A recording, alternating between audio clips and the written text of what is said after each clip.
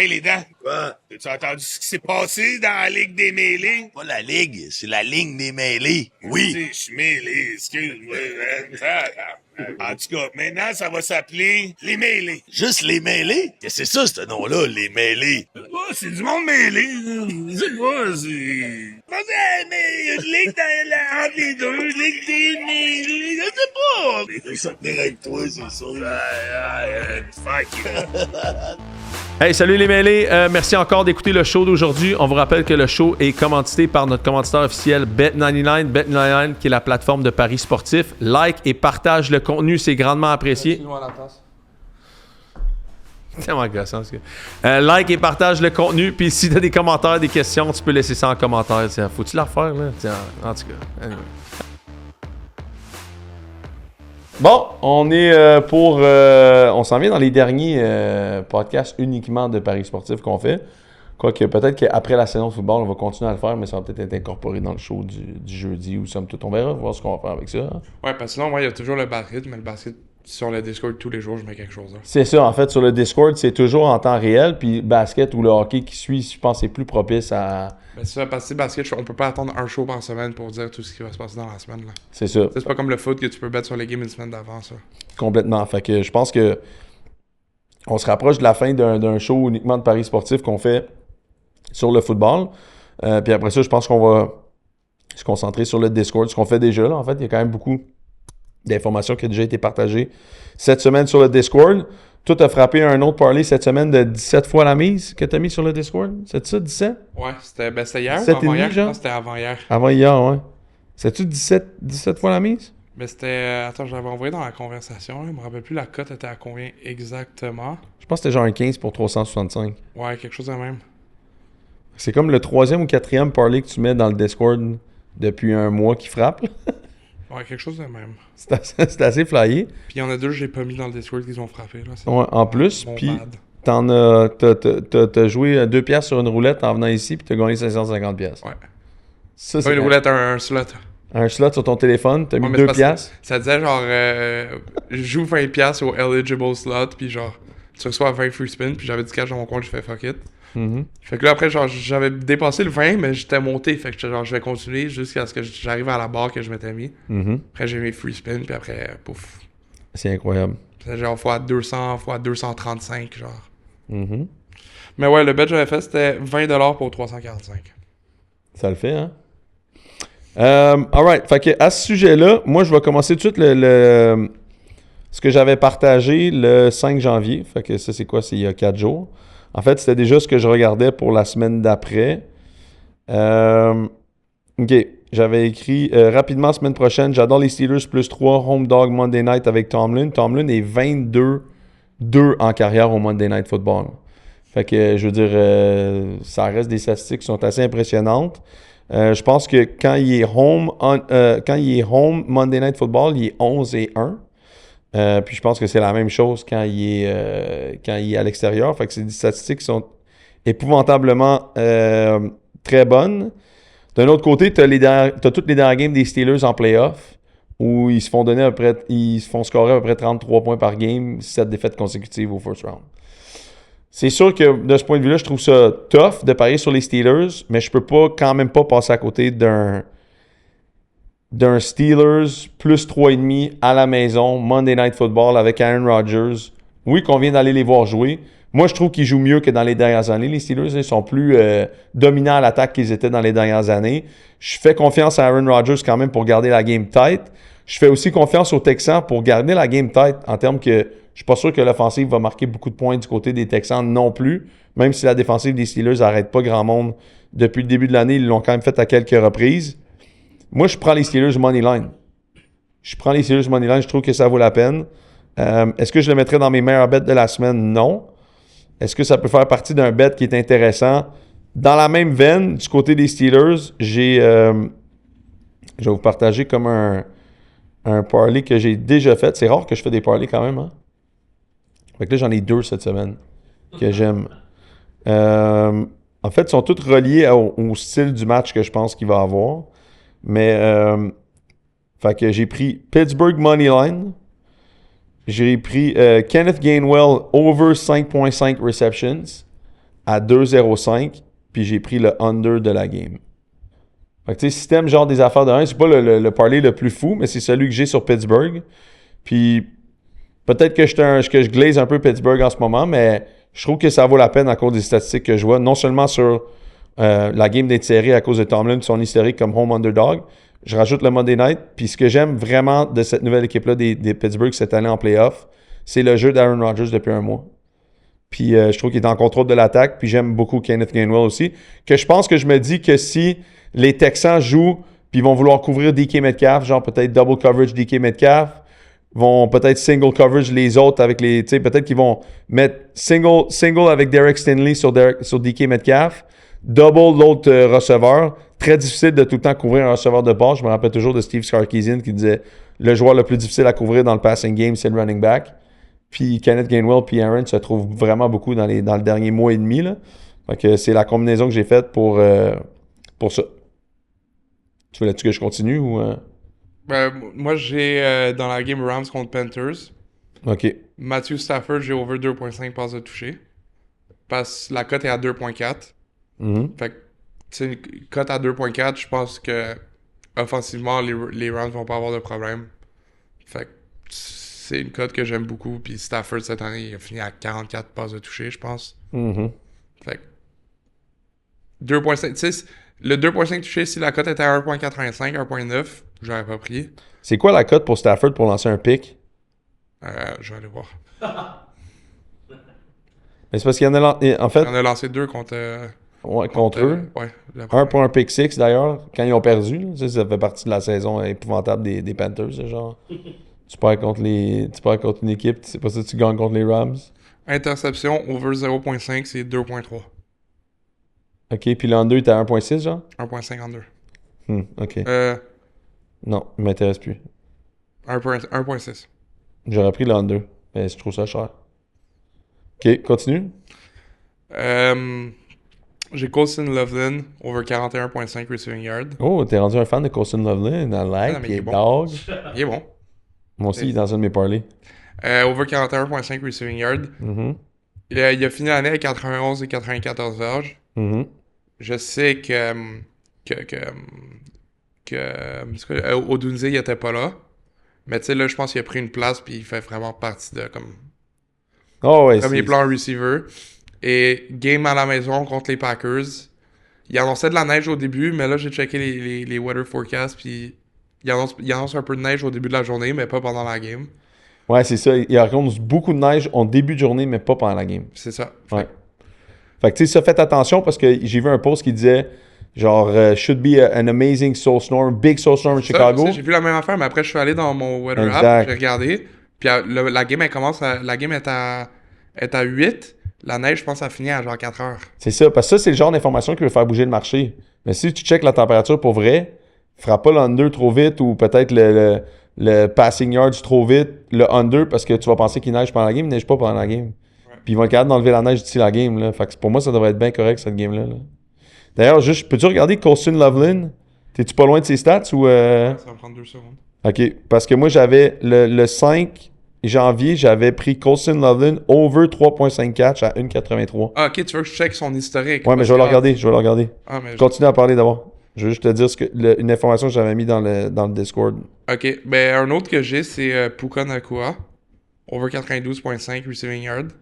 Dans la même logique, je pense que Bon, par la ça. passe, ça va bien se passer contre les Panthers. Et aussi, en 3 games de playoff en carrière, Puka, il a 322 receiving yards. Quand même.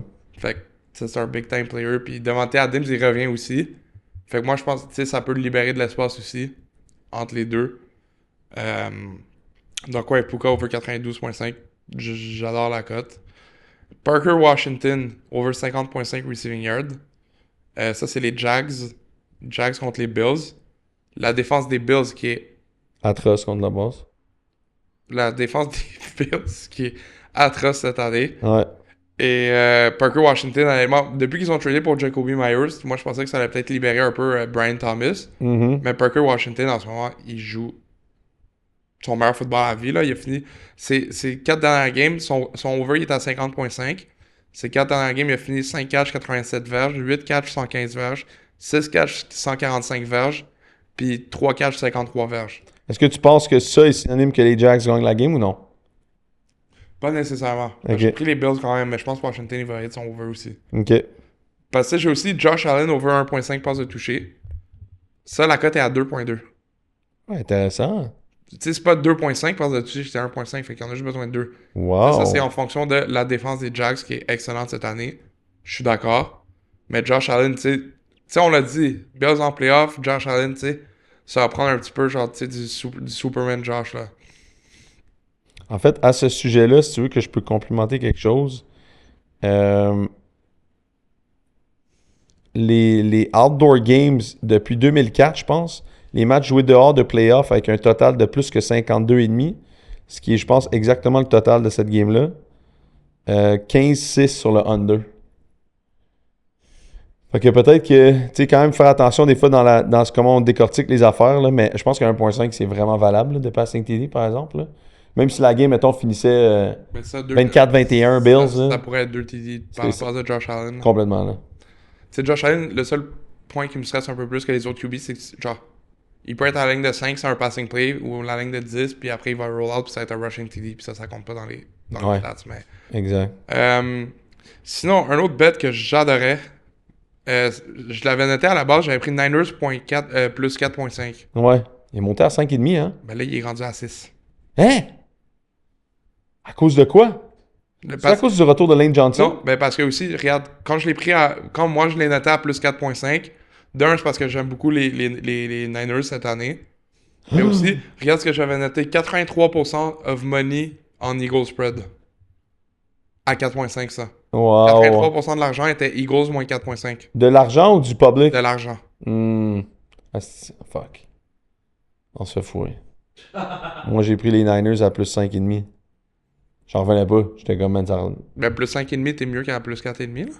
Je le sais, mais je le sais que depuis le début, c'est un public trend de prendre les 49ers.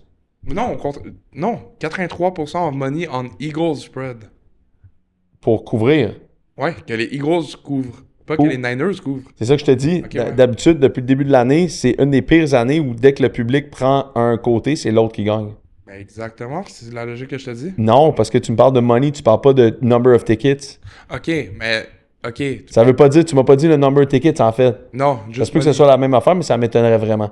J'ai l'impression que le number of tickets est sur les Niners. Je vais aller voir. Continue.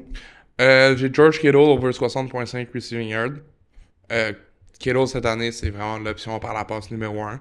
Fini l'année avec 78, 67, 88, 115 puis 29. Ouais. Mais Caffrey, non, tu l'aimes pas là-dedans? Ben, il y a CMC over 106.5 rushing plus receiving yard. Ça, c'est un des totals les plus bas que j'ai vu de l'année pour McCaffrey pour rush plus receiving. C'est à cause de contre Vic Fangio, mais là, j'ai l'impression que tout le monde parle de ça cette semaine. Puis j'ai l'impression que, tu sais, des fois, des affaires, c'est con, là, mais tu sais, des fois, il y a des stats qui passent en dessous du radar un peu. Ouais. Mais là, vu que c'est public, Kyle Allen est poche contre Vic Fangio. McCaffrey est poche contre Vic Fangio. Fuck. Tu sais? J'ai l'impression que c'est niaiseux comme ça des fois, mais comme... Là, c'est comme eux autres, ça vient de pogner leur ego, là, tu sais? Fait qu'on va faire en sorte que ça marche. Ouais. Number of bets. Attends, moi, je l'ai pas partout là-dessus. Faudrait que tu recheckes tes affaires, là. Ben, c'est parce que la cote est rendue à 5.5 puis 6. Ok, ouais. Moi, c'était à 4.5 j'ai vu ça. Mais le number of bets, c'est 77% sur les Niners. Ben, c'est parce que les cotes ont Pour changé. avoir l'inverse complètement. Ben, c'est parce que la cote était à 4.5 quand moi j'ai vu Ouais, ouais. ça. Non, mais ça se peut que ce soit l'inverse. Ça se peut que ce soit... J'ai déjà vu ça, là, tu sais, number of bets haut d'un côté, number of money haut de l'autre bord. Ouais. Ça, c'est vraiment... Toi, tu sais que t'es dans le marde quand c'est ça, là. Sinon, j'ai Justin Herbert, over 222.5 passing yard. Ah, OK. Contre les Patriots, je pense que le jeu à la course, ça va être surtout... Si les Chargers veulent gagner, ça va être plus par la passe que par la course. C'est peut-être la plus grosse game de la fin de semaine. C'est dans le plus gros Hero Ball, c'est peut-être Justin Herbert, en fait, plus que Josh Allen. Pour vrai, là. Il est capable de le faire, là. Il l'a déjà fait dans le passé, là. C'est ça, honnêtement, Herbert, puis avec Herbert comme coach en playoff, je sens qu'il va sortir une énorme performance. Il est capable de courir. Je veux dire, il peut faire du Hero Ball s'il veut aussi, Justin Herbert, là. Il est capable, là. Ouais. Moi, si tu veux que je revienne, je peux t'en ajouter un sur la game Rams-Panthers. Ouais, vas-y. Je l'avais mis dans le Discord. En fait, ce que je pense qui va arriver, c'est que Moi, je pense que l'allure de cette game-là, ça se peut que je me trompe, là, mais souvent, j'aime ça me penser comment... Je pense que les Panthers vont sortir fort. Je pense que le premier quart risque plus d'être à l'avantage des Panthers. Fait que toi, tu prendrais Panthers spread premier quart. Je l'aimais pas parce que c'est plus 2,5. Je trouve pas qu'il est assez juicy. À 3,5, tu l'aurais pris. 3,5, je l'aurais pris.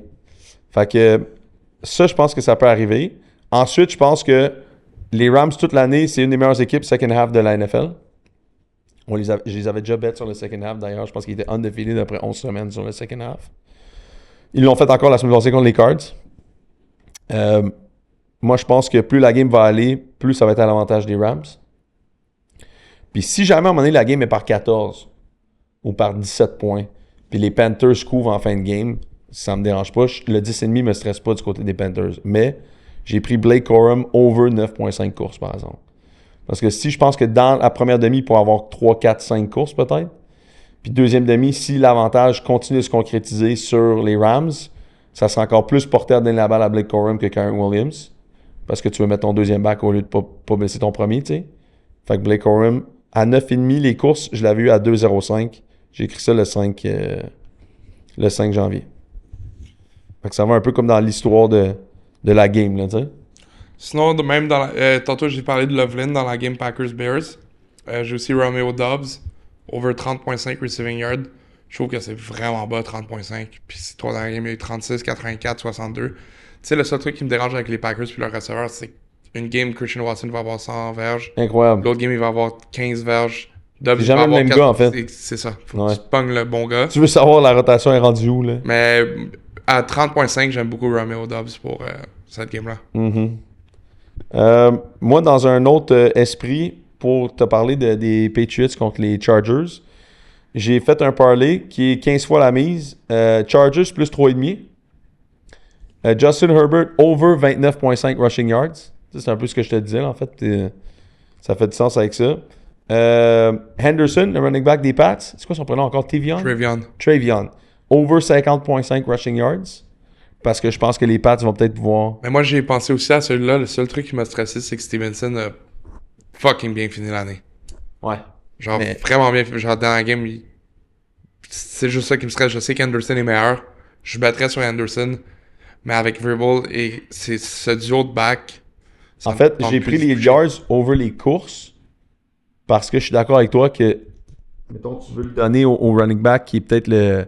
Tu sais, Stevenson, c'est un bon back de playoff, là. Tu lui donnes la balle souvent, je pense, c'est un tough guy. Mais Henderson a frappé... Combien de courses cette année de 50 verges? 50? 4? Il en a fait 4. Il en a fait 4. Ouais. Fait que, tu sais, il peut-tu avoir une course de 36 verges à un moment donné à any point pendant la game? Fait que j'aime mieux son implication dans les verges que sur les attempts. Disons-le comme ça. Puis j'ai pris over 3.5 field goals. Tu sais? Avec Decker de Vrabel, Decker de kicker, Vrabel Patriots, Foxborough. Moi, je verrais les deux kickers finir 2 en 2 facile. 10 pour 15, pour 150.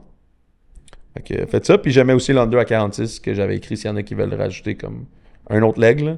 Mais je trouve que souvent dans des parlays, ce que j'aime, c'est de si tu penses que l'allure de la game, elle va d'une certaine façon, tu prends plein de legs qui vont dans l'allure que tu penses qu'elle va se passer la game, tu sais.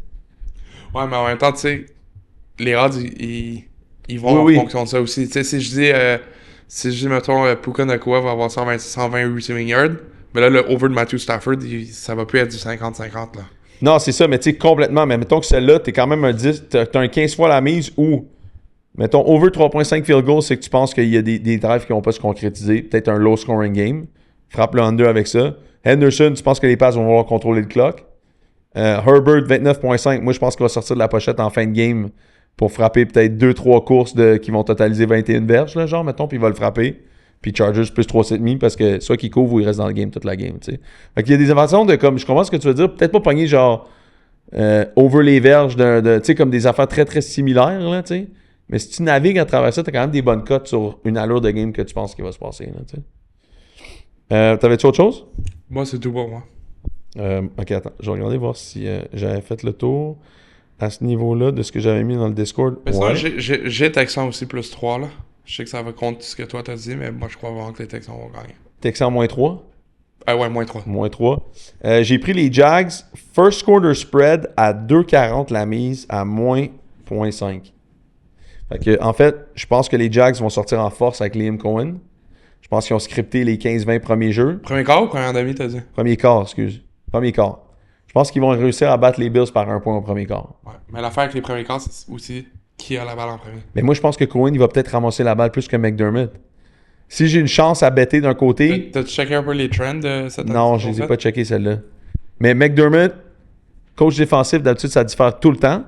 Puis je pense que Liam Cohen, t'as 50% des chances. Ouais, mais tu sais, check hier, Ole Miss et DU. Ole Miss ont gagné. Coach défensif, prennent la balle en premier. Moi, ça m'a surpris en tabarnak quand ils ont fait ça. Mais c'est pas McDermott. Parce Non. que Golding, il s'établit comme interim coach, il veut montrer qu'il back son QB, puis tout. Là, c'est pas McDermott, là. Je pense pas que McDermott va donner la balle à Josh Allen pour commencer la game. Genre, il va vouloir finir la game avec Josh Allen. Fait que c'est ça que j'ai fait à ce niveau-là. Puis, y en a-tu un autre que j'ai pris? Ah oui, j'ai fait un autre parlay. J'ai pris le spread des Niners à 5,5. Christian McCaffrey, over 5.5 receptions. Moi, je pense justement à cause que le narratif dit qu'il est pourri, ils vont vouloir l'impliquer. Cooper DeJean, over 2.5 defensive tackles.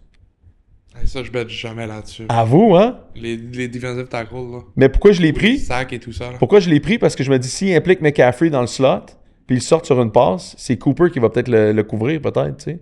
Ils vont peut-être sortir en nickel ou dime, puis ils vont vouloir mettre Cooper sur Un petit white collision. Christian. Ouais, tu sais, puis ils sont tellement forts dans le slot game, les 49ers. Ils impliquent tellement leurs slot backs, beaucoup comme ils faisaient avec Debo, que ça te prend un nickel qui est bon, puis Eagles, ils ont le meilleur de la ligue. Fait que à ce niveau-là, c'est ça que j'ai pris. Après ça, si vous voulez que juste que je finisse ça avec comme des overall trends, OK, de la fin de semaine qui sont intéressantes. Je vous ai dit les Outdoor Wildcard Games, depuis 2004, 49-23 sur le under. C'est 68%. Après ça, y avait-tu d'autres... Ouais, Super Bowl winning quarterbacks as playoff underdogs, 72%. C'est jamais vraiment un bon... Puis là-dessus, c'est Aaron Rodgers cette semaine. Fait que, si ça t'intéresse, je vous ai donné les outdoors. Il y a aussi first time playoff QB versus experienced quarterbacks que j'ai trouvé qui était intéressant. Cette semaine, c'est Bryce Young contre Matthew Stafford, Caleb Williams, Jordan Love, Drake May, Justin Herbert. Depuis 2002, c'est 34% contre le spread. Lequel s'applique le plus là-dedans? Mon préféré, c'est Justin Herbert là-dedans. Mais ça, je l'avais pas mis non plus dans mes best bets, mais je l'avais dit sur le show d'hier, là, mais tu sais, Packers Ouais. le Packers spread, là. Ouais. Puis c'est drôle parce que les Packers viennent de perdre 4 games de suite, mais reste que moi aussi, j'aime mieux les Packers dans la game. Pour une raison, on en parlait au podcast la dernière fois, je pense que les Bears sont 2-6 cette année. Je pense quand ils font pas 2 de plus que de revirements dans la game. Puis aussi, contre leur division, ils sont... 2-4. Ouais. Passé très proche de 0-6. Fait que ça, c'est tough. Fait que, écoute, je pense qu'on vous a donné le plus d'informations possible aujourd'hui. Vous en avez vu sur le Discord aussi cette semaine. Je vous rappelle que les deux équipes les plus hautes en ce moment sont les Texans et les Jags. Fait qu'on verra voir où ça va aller. On vous a donné aussi nos prédictions la semaine dernière. Le podcast qui est sorti hier sur qui on pense qu'il va gagner en fin de semaine. Si vous n'avez pas vu ça, allez le voir. Sinon, on se retrouve lundi prochain avec les gagnants du Wildcard pour un autre épisode des Mêlés. Ciao tout le monde.